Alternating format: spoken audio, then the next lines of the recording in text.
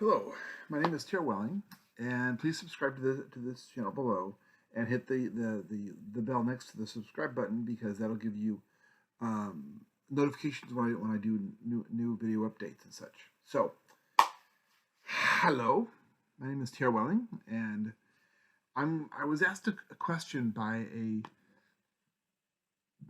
a person on Facebook about my further explanations into the room of requirements. Now, the first mistake that was made on my part is I did not make it clear that I wasn't actually referring to going to, say, the Domus Aurea, what's the tiny amount left of it, or the Domus Julii, which also the tiny amount left of it, or going to the Coliseum, or going to the Vatican, or go to the west wall of the Sistine Chapel, and do the fictional account that J.K. Rowling described, and do the thing, and a door magically appears.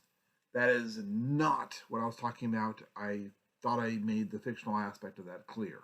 That is not what I'm talking about whatsoever in any way, shape, or form.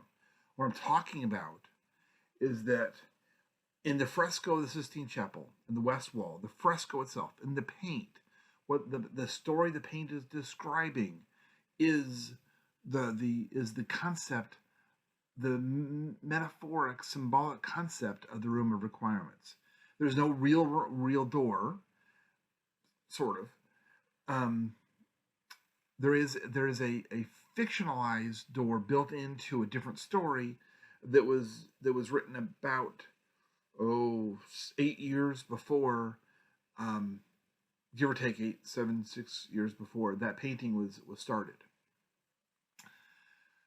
The Hypermachia Filiofolio, anonymous writer that published in Venice in 1499, based off of a story that had been being written for the last at least a decade or two, because the amount of artwork necessary was extreme to the extreme amount, because all of the illustrations were woodcuts, and woodcutting, especially that many and that intricately, is not a weekend task. This is more like each one takes several days to several weeks, if not, and the intricate ones are several years, if not more.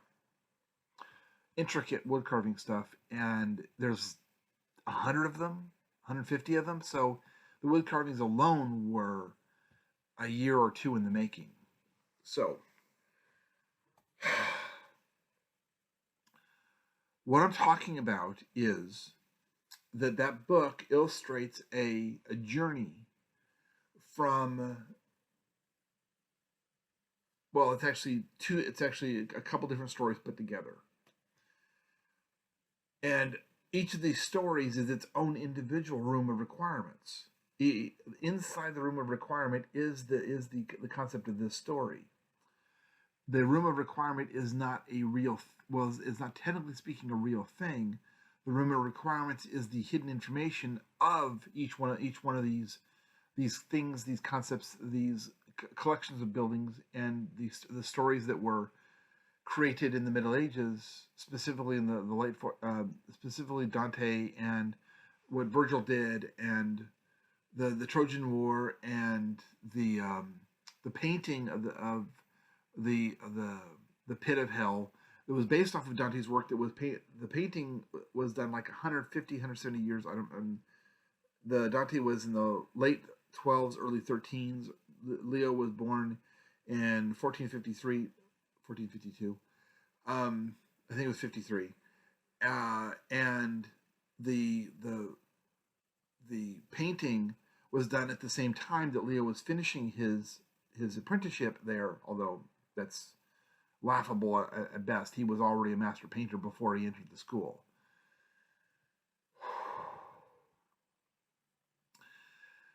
He was already better than the best painters in Europe when he was 15.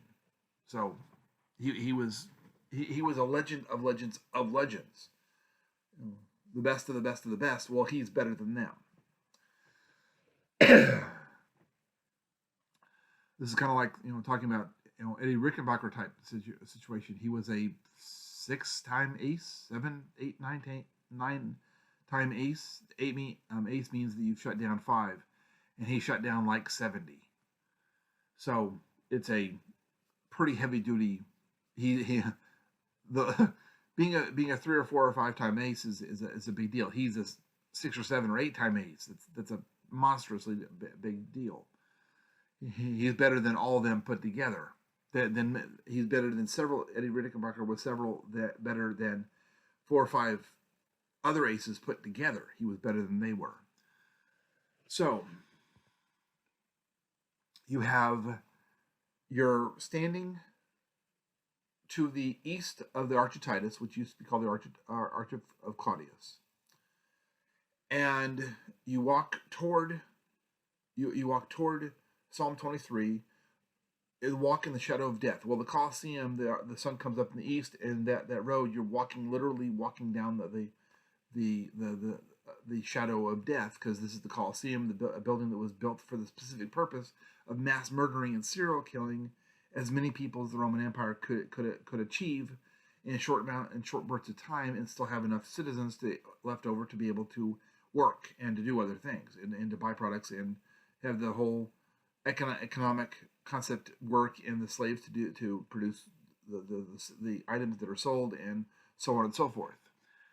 So and by the way, the reason why I state that mention the sun rises in the east is because Christos is anointing oil, the anointing light that comes from the oil, the temple oil that is put on the forehead to bring light into the darkness of the mind, the knowledge into ignorance.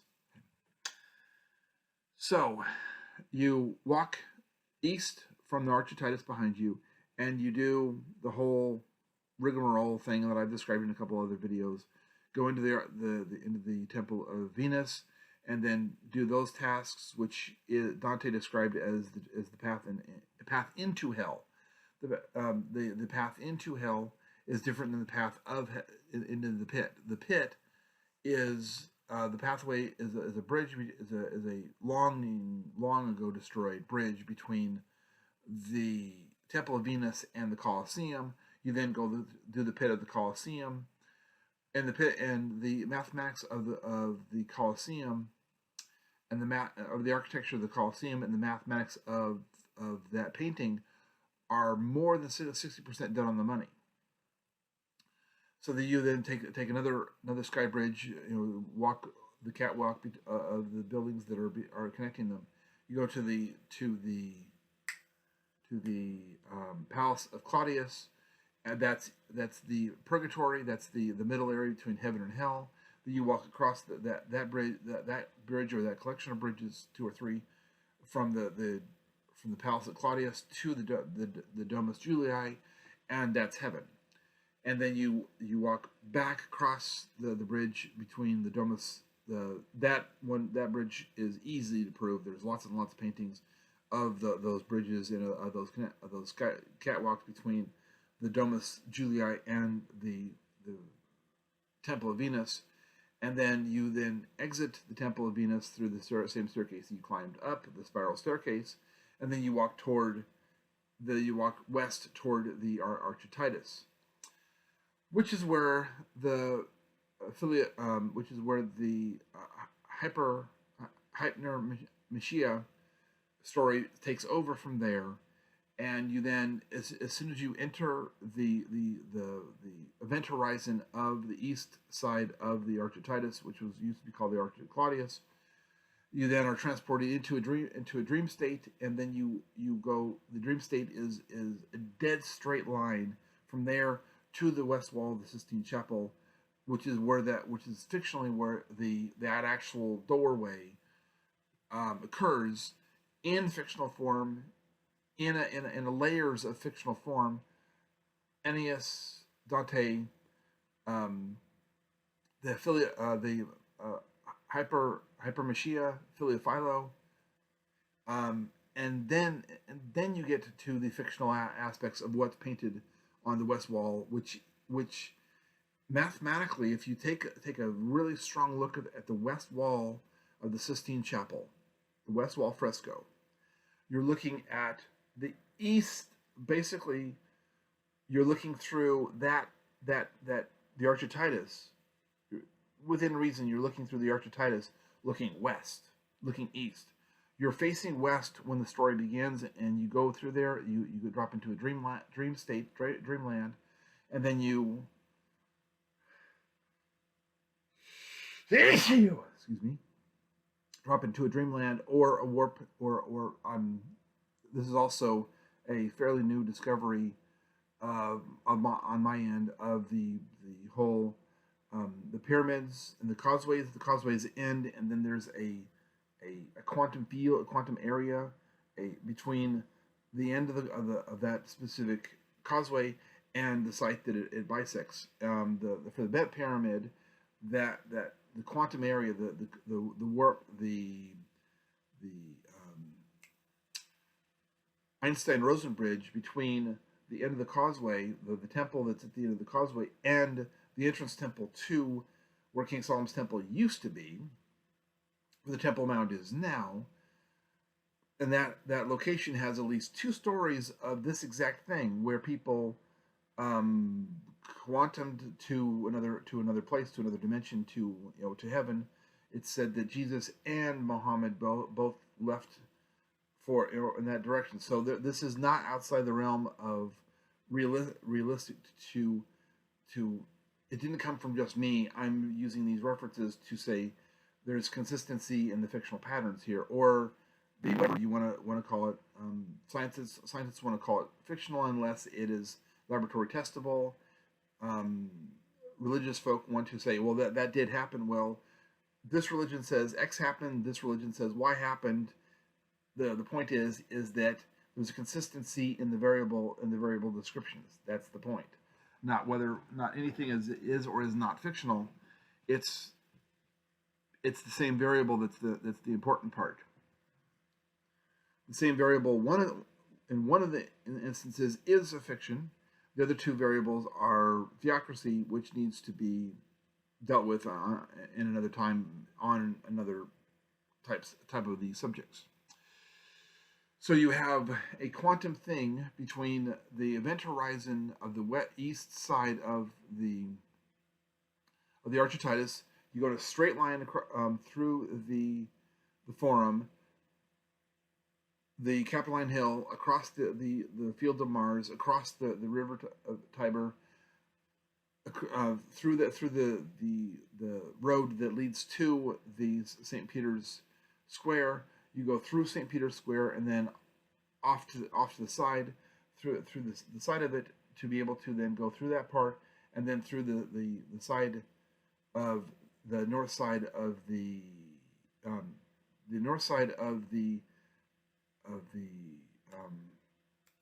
St. Peter's Square, and the north wall of the south wall of the St. Peter's Basilica, and then you're aiming at dead center into that fresco. Now, dead center of that fresco, or at least very, very close to dead center of that fresco, is painted in a doorway. So that doorway is metaphorically a room of requirement, because if you pass through that doorway, or that mine shaft, that area-ish thing there, that's middle off to the, just a little bit off to the side, which would be the Villa Hill. To the right is as you're looking at the west wall of the Sistine Chapel, that there off to one side is a depiction of the Palatine Hill, the Villa Hill, and then over farther there's a bit of a divot, and then that's the Esquiline Hill, and there's a doorway there. And then past is a big boat with a not friendly very guy, and a bunch of creatures, both seeming to work with the guy with the weapon, and working against the guy with the weapon, the oar. And then there's that angel thing below with the wings and such. So you walk past that. You walk into that painting You metaphorically walk into the painting, and you're suddenly transported from wherever, from the west wall of the Sistine Chapel to east. You walk out of the of that dream state of that event horizon east, on the east side of the Arch of Titus, used to be called the Arch of Claudius, and that's what you're looking at. But you're looking at it at 1330 BC, 1320, 1310 BC. And you're looking at Odysseus battling the the city of pillars that used to be where that was used to be, and it was the primary target for Nero as he aimed all of his rage at that city and destroyed that city in order to be able to build his fill in the wetland that was there to build his Domus Aurea.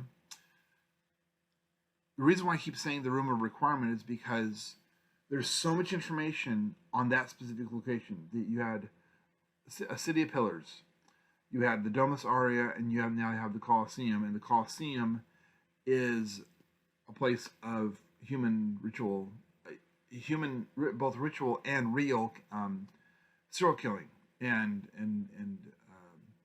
ceremonial murder, human sacrifice. I'm trying to remember human sacrifice. Very real human sacrifice. Just because it wasn't done on an altar, well, the entire floor was an altar. The entire building was a temple. Entire building, the materials from it, I hypothesize that the materials of the Colosseum used to be King Solomon's temple, which is way far, east of Rome by several hundred miles, if not pretty close to 1,000. I haven't measured it recently, so I'm not remembering exactly how far it is. However, the west wall of the Sistine Chapel, that has 4 or 5 or 6 different aspects of the room of requirement, because there's the skulls, the skull of the people that are the beings that are painted there. The skulls, if you put a circle around the skull, put a circle around that skull, each one of the skulls, and you play the 3-year-old game of connect the dots.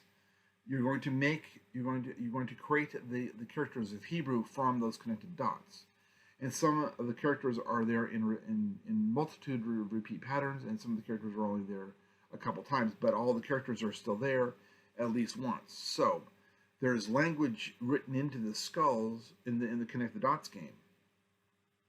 So that's one room of requirement to deal with. Another room of requirement is that it's that the west wall of the Sistine Chapel is divided into the structure of where everything is placed is very similar to the hemispheres of the brain. So that's another room of requirement that's painted in there. Then there's the time event that took place just after the Trojan War with Odysseus. Well, that's another room of requirement. Not to mention that it's the west wall. It's about it's about Revelations, and it's about the Last Judgment Day. Well, that's a different room of requirement that's painted into the same location. So there's 3 or 4, 5, 6, 7, 8 different things that are layered together. Each of them is a different subject, and each one of the different subjects is extremely complicated, long, detailed, layered, all kinds of information in each one of them. Now, there's some crossover between the information that's presented, but they're independent subjects of each other. They just talk about similar things. There's similar variables in each one of the rooms of requirement that I'm referring to. There's no actual doorway.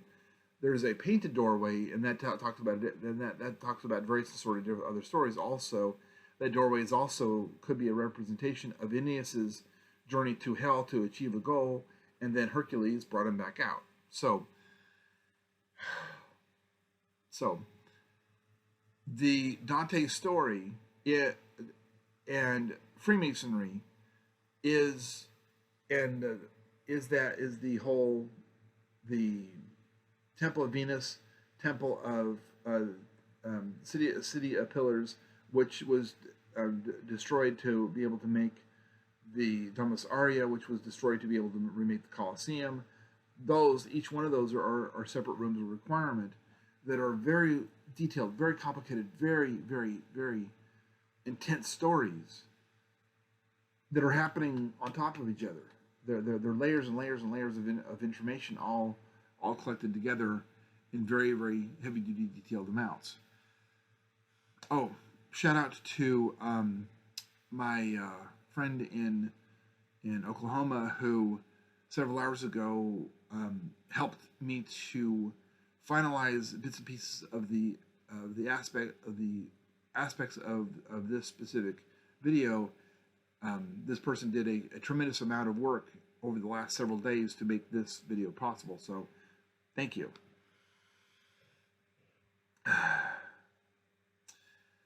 So you have, in addition to those things, you have the Palace of Claudius is its own 2 or 3 or 4 siblings of the Room of Requirements.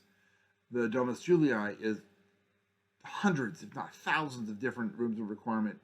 Each one of those rooms of requirement is a different subject matter that's extremely detailed and complicated and just heavy duty amounts of information in each one of the rooms. Now, I'm not saying there's a specific room that you do that what J.K. The author of the Harry Potter books suggested. You don't think it real hard, go around the area 3 times, and then the magic door appears. That's not what I'm saying. I'm saying that the subject itself exists there on that location. It's not really a room. It's more of, here's all this hidden information that is an association with this location, and there is the information that is an association with that location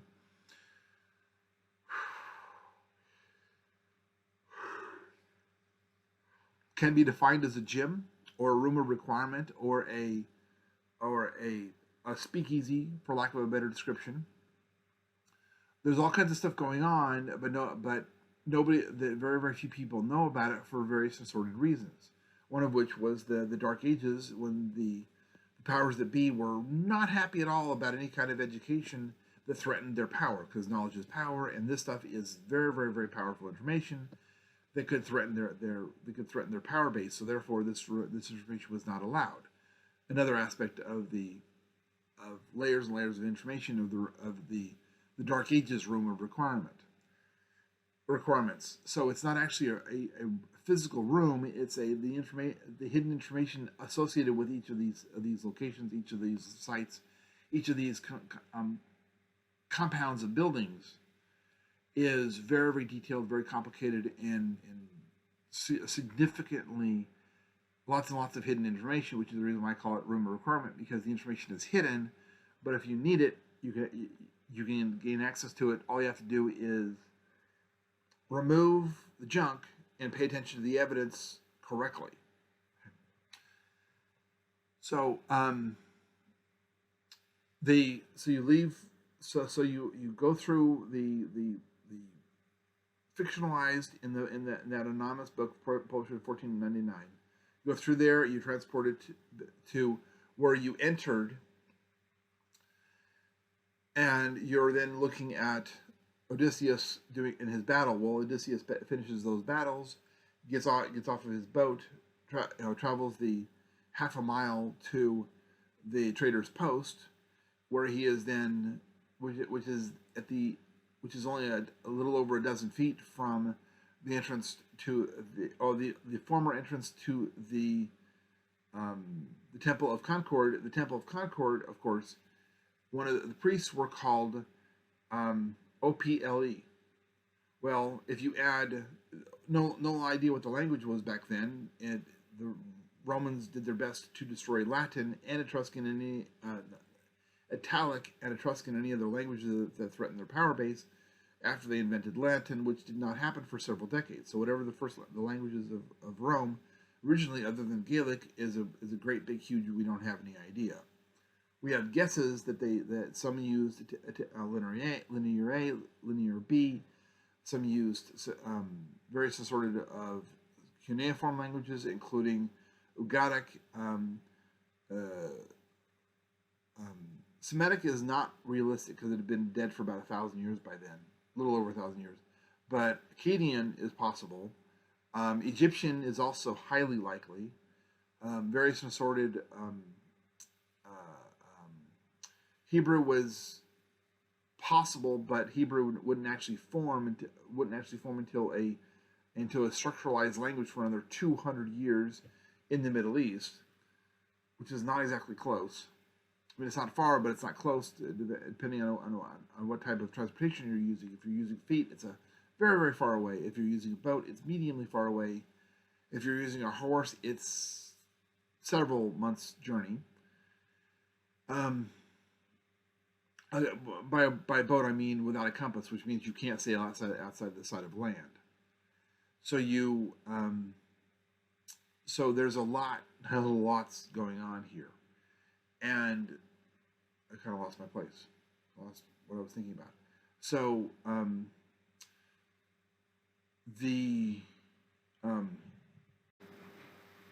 so I remember where I was. It only took a few seconds on pause, and so you have whatever language it was. You have OPLE. Well, that's the base of the word Penelope, as in Odysseus's wife.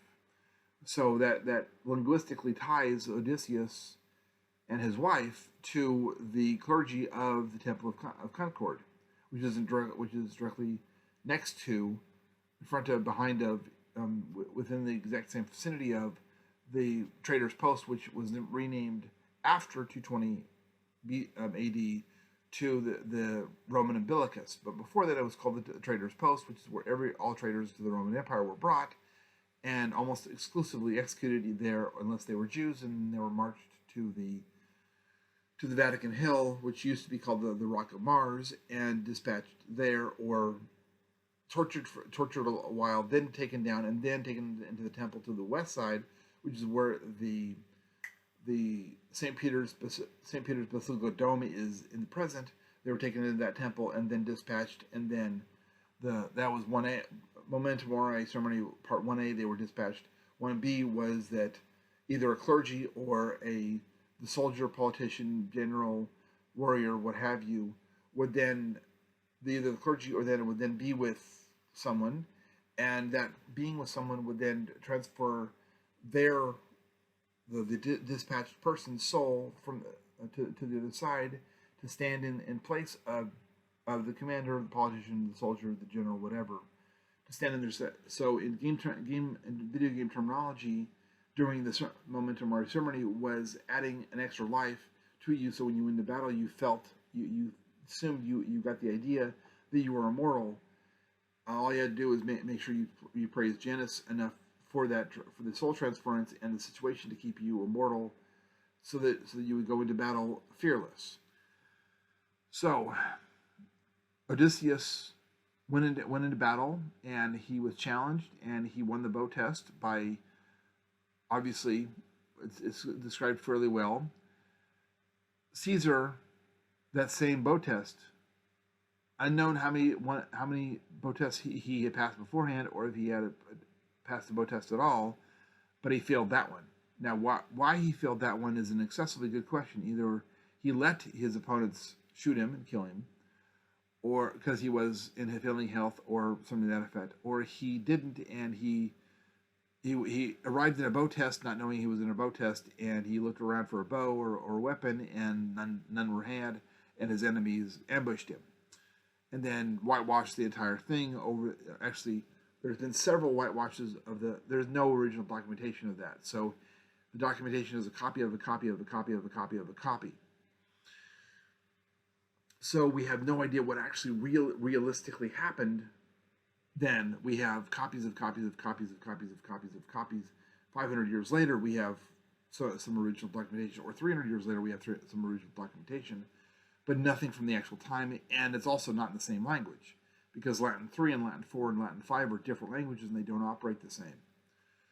So you have you have all kinds of bow test and all kinds of other interesting things going on, which means that the the Roman Umbilicus, otherwise previously known as Trader's Post, has hundreds, if not thousands, of different rooms of requirement of events that took place there that have their own individual, unique layered and complicated stories. The Temple of Concord, the same thing. The Temple of Saturn off to the south is also the same thing. There's thousands of little stories involved in there. Some of them are simple, no big deal things, and some of them are whoa. This is a lifetime to study just to be able to get a basic understanding of what could have happened. So in the Hypermachia Philo story, he goes basically to the West Wall, goes into a second dream state, and then goes to the West Wall, transports into a second dream state back, and that second dream state is the quantum field back to the Arch of Titus, Archus Claudius, where he then emerges, and it was all a dream, and stuff happens. But the point is the first dream state and the first dream state, and then the second dream state. The second dream state being clearly quantum. The first dream state being a journey through sacred territory. The second dream state being a clear quantum journey through space and time. So these are all, each of these locations has a multitude of internal stories to describe it to them, and each one of those really, really complicated, really detailed stories is its own room of requirement. I'm not talking about a realistic door being able to magically appear out of the west wall of the Sistine Chapel, or whatever walls remain of the Domus Aurea or the Domus Julii or the Coliseum, or what remains of the Temple of Venus. I'm not saying an actual magical doorway appears. I'm saying that those locations have very, very complicated, very layered and detailed stories. Individually, they're layered, detailed, and complicated. Together, they make some serious stuff going on, which is the reason why I labeled room of requirement, because the room will do what you need it to do, whether or not that room is the crucifixion of Jesus, or the trial of Cleopatra's little sister, or it is where Romulus killed Remus and then dragged his body off to the side and put it in a mastaba that has just been recently found a few feet from the steps of the Curia Julii, which would not be built until 650-ish years after the crucifixion, after the execution of Remus, which is, the Memento Mori. Part 1A is dispatching someone. Part 1B is an emotional connection, being with the if of choice. Part 2 is a parade. Well, victory parades were SOP from Romulus on. So one of his first victory parades was to was to parade around his newly conquered city and say, "I'm king. This belongs to me now." And so there's Romulus, and there's Cleopatra, the little sister, and then there's Jesus that happened decades and decades later, and there's the name change, and the arch built directly next to it to the north. That's a whole story all by itself. That's a different room of requirement all by itself. Now the information is contained in that room, but that information is metaphoric in that room. The information is real, but the container that the library is in, that's the metaphoric part. Okay. So I think I've explained it pretty well ad nauseum. So thank you. My name is Stuart Welling. Don't forget to subscribe to just below. Don't forget to subscribe. Hit the subscribe button and then the bell directly to the right of it, which will then alert you to the next videos that I make. Thank you so much.